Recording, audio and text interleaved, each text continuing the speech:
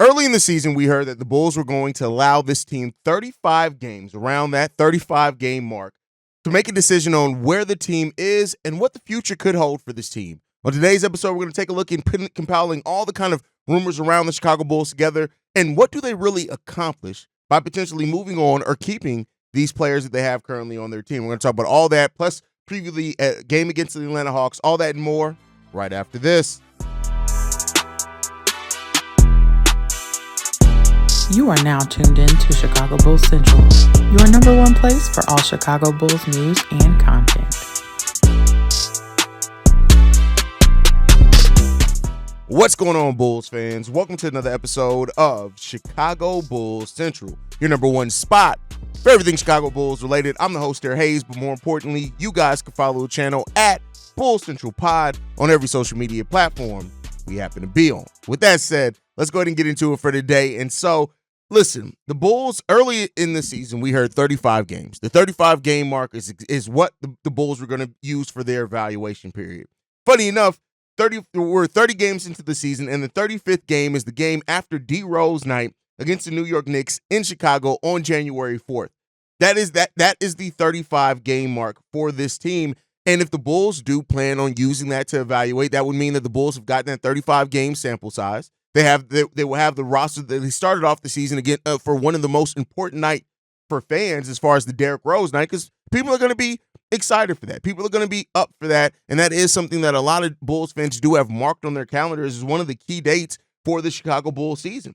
And when you also look at it, is that date also coincides with basically 1 month before the official trade deadline, which then would mean that the Bulls have had their 35 game evaluation period, and at that point, they then have 30 days to go ahead and figure out what they want to do with this roster. Now, I know there are Bulls fans that are expecting big moves, there are Bulls fans that are expecting nothing, and then there are people that sit in the middle that either are still on two different sides, whether it's let's trade our veteran pieces or let's try to see what we can do to add to this team to help strengthen their run for a potential playoff run, right? And that's just where things sit right now. And you're always going to have your Bulls in those respective camps, and people are going to be what people are going to be and how they feel on it. The Bulls right now currently sit as a 9th seed in the Eastern Conference. Technically, they're tied with the Detroit Pistons, the Philadelphia 76ers, whose season started off with a struggle. They've won their last 2 games. They've won 7 out of their last 10 games as well, which is crazy enough. They're only 1 game behind the Chicago Bulls. So, theoretically, if the Detroit Pistons and Philadelphia 76ers, who the Sixers are a much better team than what their record shows, it could get we could start seeing a little battle there for that final 10th seed in the Eastern Conference if all things stay the same for the Bulls. But the valuation, and here's the thing, it's been a mixed bag. The Bulls are still mid, right? If you talk about the evaluation, but the question isn't just where the Bulls are now. It's how much realistically the Bulls feel like they are to exceed where they are now, but via what they have, what roster they have here, and what assets that they have available. Because keep in mind, it's about the assets. It's about what you have in the free agent market. What do you have incoming in draft picks? What do the drafts upcoming look like? And with the Bulls not owning their own draft pick, it's kind of why this conversation exists around the Bulls and what they're going to do at the trade deadline. That's why the Bulls, there's so much speculation about the Bulls, because they do have pieces that they could move that other teams could, use, or that, could help solidify keeping their top 10 pick, things like that. So this team, I've talked to a lot of Bulls fans. As you guys know, we do voicemails every weekend, if not throughout the week sometimes as well, depending on how much overflow there is. And, there are some Bulls fans that think, well, have the Bulls already won too many games? And when you're on a 35 game, pace, no, you haven't technically won too many games to keep your top 10 pick. And there is still a possibility, like when you look at just how things are going for this Bulls, how bad the defense is. I don't care about them having the easiest schedule remaining in the league, because this is a Bulls team that doesn't consistently win against teams that they should beat. But this evaluation period is important for what the front office sees this future being. Now, for what it's worth, over the last basically week, we've kind of gotten a big feel on how the Bulls value and what they want back for each of their assets. The final one coming last night when it came to Lonzo Ball, but let's go ahead and recap everything here, right? So when it comes down to it, when it comes to Zach LaVine, reportedly the Chicago Bulls want 1 first-round pick. They want a young player or contract filler, right? And, this came out yesterday as well that, that the Nuggets and Bulls did have some momentum, and there was some exploratory talks had in regards to it. and both teams sent out what they labeled as soft fillers, but it doesn't look like the deal has ever progressed from that. And that's in part due to the Bulls, not they don't want Zeke Naji back. They don't want that contract back, which is something we're going to get into because it seems like the Bulls don't want bad long-term money. And when you're trying to go younger, I can understand that, right? Like I kind of keep the mindset of if you take on bad contracts, the other team kind of has to give you more back. But maybe if this team does look at it, and I've said this as well, is that if they get this top 10 pick right, if they are able to keep it and they get it right, they aren't necessarily that far off from being right back in the play-in conversation, depending on how other things progress. And so because of that, they may want that cap flexibility and avoid that bad long-term money because let's say Modest in the second year does hit elite. Let's say that the Bulls, whatever player the Bulls theoretically pick in the 2025 draft has a really good start and, while still has more room to grow, but comes in and maybe helps elevate that team. What if Io continues his leap and stuff like that? If Coby gets out of his slump, right? So, maybe they look at that and say, hey, if we play these cards right, we don't want that bad long-term money because we may actually need that to bring in something to help solidify the bench or whatever else it is. And I can understand that, right? For as far as Vooch, it was reported that the Bulls did want a first-rounder back, but this came out as well from the Chicago Sun-Times is that the Bulls are open right now to include multiple second-round picks. So, that's something kind of different than what we heard, right? Is that the Bulls do have the asking price of first round, but they are willing to take multiple second round picks in the right deal. And I would think that probably means expiring contracts, again, no long-term money, or if you are getting a promising young player back, maybe they are willing to take that back rather than the first round pick, but then they want multiple seconds. I'm not too mad at that one, right? I think where Vooch sits right now and Vooch's value, Vooch is playing really good right now.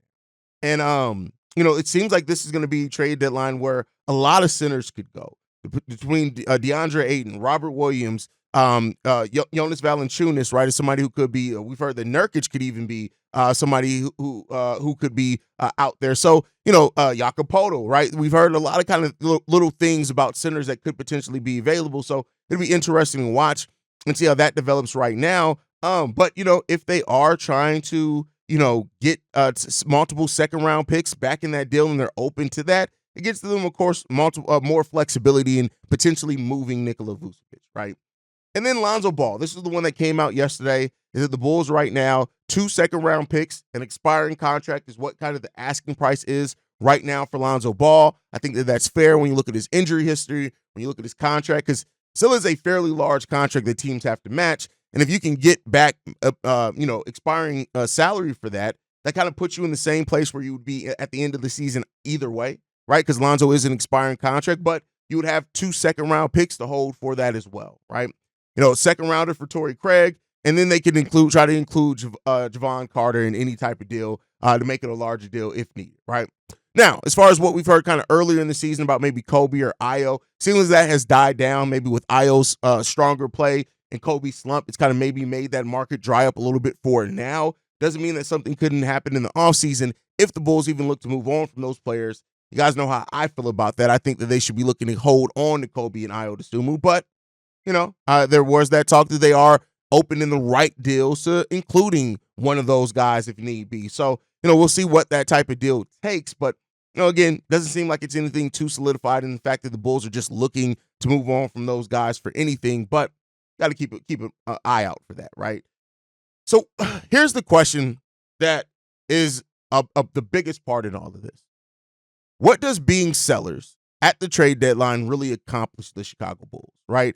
And this is where you get a lot of kind of differing mindsets from different segments of Bulls fans, because you have your Bulls fans that want this team to keep this team together and keep trying to. But what does it do?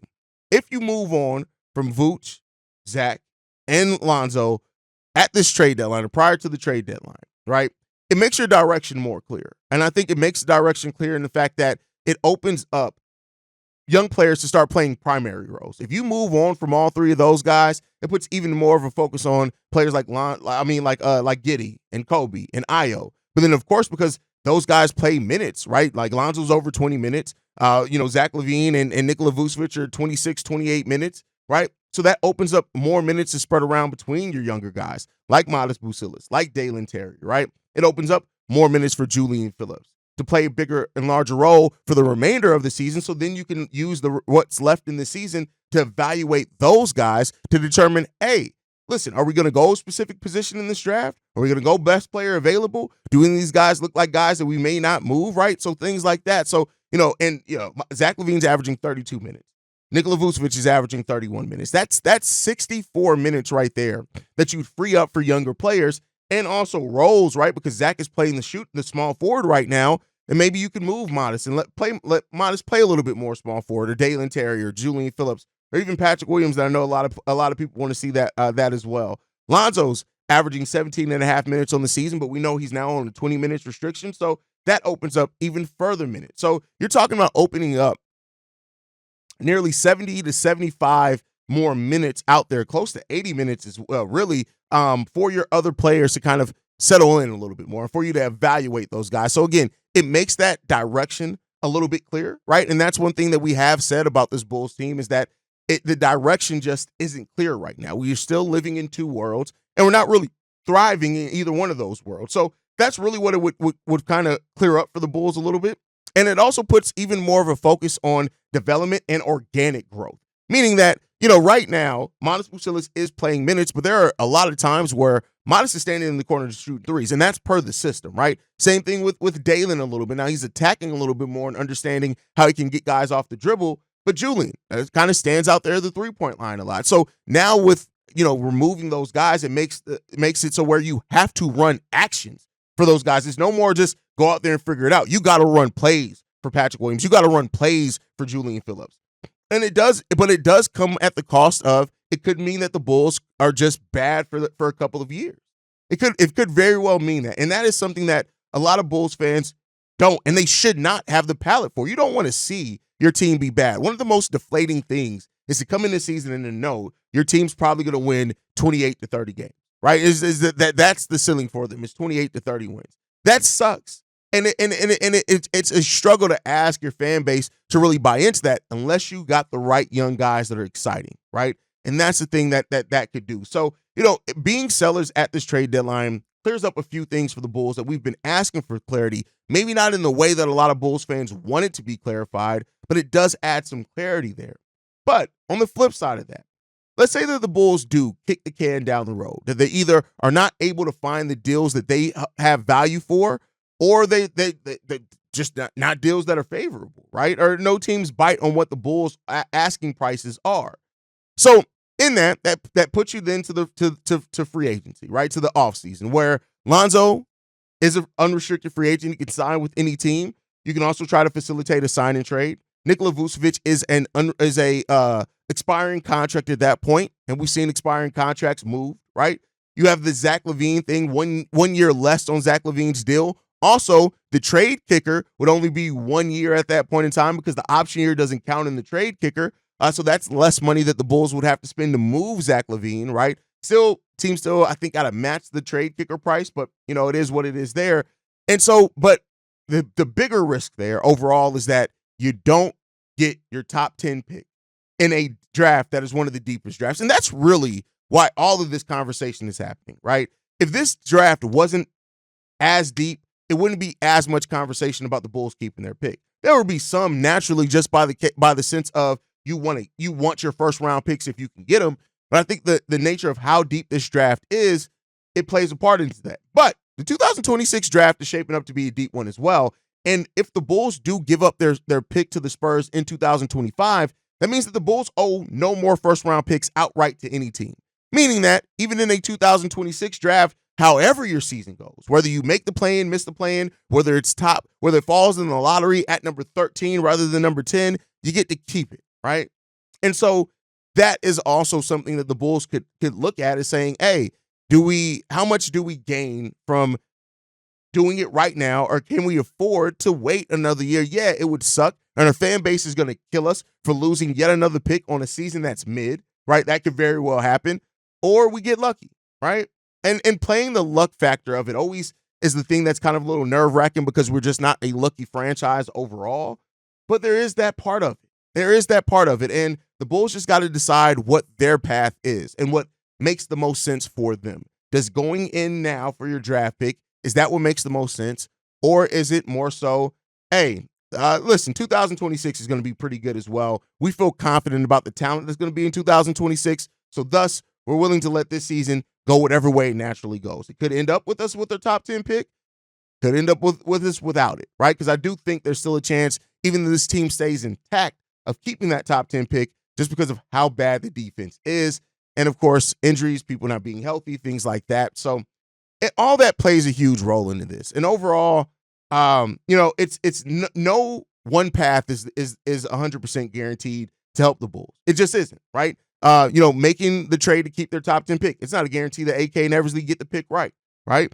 Keeping this team together, and it's not guaranteed that, that they make the play-in, or maybe they do make it out the play-in finally. Maybe this is the team that's able to make it out the play-in in that play-in tournament. And yeah, I still think they'll get murdered in the first round of the playoffs, but, maybe there's something to be said about getting, playoff experience for Coby, for Io, who already have a little bit of it, but for Modest, for Julian, for Dalen, right? To get those guys a little bit more burn and fight through it. So, we'll see overall what happens there. I just think, listen, I understand the frustration from each and every Bulls fan. Hell, I've been right there with you. This team is a frustrating team. This franchise is overall frustrating, and as is every franchise in Chicago right now. They're all frustrating. Every bit of these teams are frustrating because it seems like they all, like, whether they have picked a path and fell at that path or the lack of direction on paths, it just seems like right now it's a commonality in Chicago sports. And it's not fun. It just isn't fun. And, I understand why so many people are frustrated and why there's so much pessimism right now around this team. But at the end of the day, we got to hope for the best, and maybe the best ends up actually coming to fruition for this team. And we are talking about a team that has, because I would love to be able to talk about a team with a young core that's ascending, that's fighting for playing, fighting for the 8 seed, fighting for whatever it is. I would love to be able to talk about that, because that is something that it does, like, that is what you can buy into. Right now, you still got to find a way to then get over the hump, and you need a player to develop into a star or whatever else to really become that perennial team that can really do something. But right now, we're just looking for a team that can win consistently, right? A team that we understand the path that they're on, that we understand the direction. And we just haven't had that for so long with this Bulls team. So I understand why there's so much frustration that exists. And, at the end of the day, we'll see what they have in store for us. I know that it's going to come with some pain for sure. And then when you look at it as well, like I said, the next 5 games are key in that 35-game stretch. But between now and the trade deadline as well, we got quite a bit of games against, play-in or playoff level teams, even though we have the easiest schedule per tankathon. But, we'll see where that gets us. And one of those games on the list is a game that we play today, and that's a game against the Atlanta Hawks. And this is a team that we always play tough, but we've been beating them a lot lately. But with everything that come with the Chicago Bulls, yes, we've been beating the Hawks relatively lately, right? But the other shoe drops at points and times for the Bulls all the freaking time. And so because of that, this Atlanta Hawks team right now is the 7th seed in the Eastern Conference. They're 6-4 in their last 10, right? They got young players like Jalen Johnson ascending, that's fitting in with Trae Young, things like that. So there's a lot to be looked at with this Atlanta Hawks team, and the matchup there is always interesting. These games against the Hawks always end up turning into very interesting games.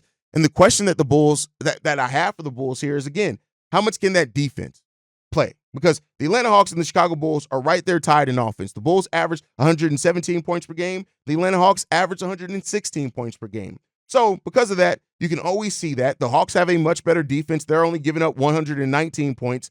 The Bulls are giving up 120 points, 21 points, in games as well. So these are two teams that are more alike than they are different as far as the production, right? Now, they don't necessarily rely as much on heavy three-point shooting as the Chicago Bulls do, and that's something that if the Bulls can have and win that matchup, that math issue there, of course, that goes a long way. The Bulls are making the second most three-pointers in the league at 16.3 three-pointers made per game, right? That's it. The Hawks are making 12.5 per game. So there's quite a bit of difference there between the two teams and how many threes they're making. Now, the Bulls are falling all the way down from initially being one of the top 5 teams for three-point shooting percentage. We are all the way down towards the middle of the pack now. And because of that, it is what it is. We're hitting it still at a 37% clip, though. All the teams in the middle are kind of averaging 37.7, 37.6. But the Bulls have fallen down. The Atlanta Hawks are shooting it at 35%. So that's where the Bulls' strength can be, is in their three-point shooting. And that's really where it has to have been all season long for the Bulls to really be a successful team. It has had to be in that they shoot the ball really well. You live by the three, you die by the three. I personally would like to see this Bulls team finally start having more half-court sets and actions, but maybe as a basketball fan, I'm asking too much from a basketball team to run an actual offense, but, it is what it is when it comes down to it. But this is a game that should be fun to watch. The Bulls are going out on the road. They are a better road team than home team, so that also is something that could end up playing off in positively for the Chicago Bulls. So let's hope that is the case as well, and we'll just see what's going to happen, man. Let me know your thoughts on everything down below. What's your prediction for this game? I'd love to hear from you guys on that one as well, and I'll be live tonight. Pre-game, halftime, post-game shows, all live on the channel. Make sure you guys are following the channel at Bulls Central Pod. You can send us any feedback, questions, comments, concerns. bullscentralpod@gmail.com. Lastly, if you want to leave a text message and our voicemail for the mailbag, the number to do so, 773-270-2799. We are the number one spot for everything Chicago Bulls related, but that's thanks to you lovely and beautiful people. And like I like to end every episode on, go Bulls. Love you guys. See red if you can, y'all. Peace.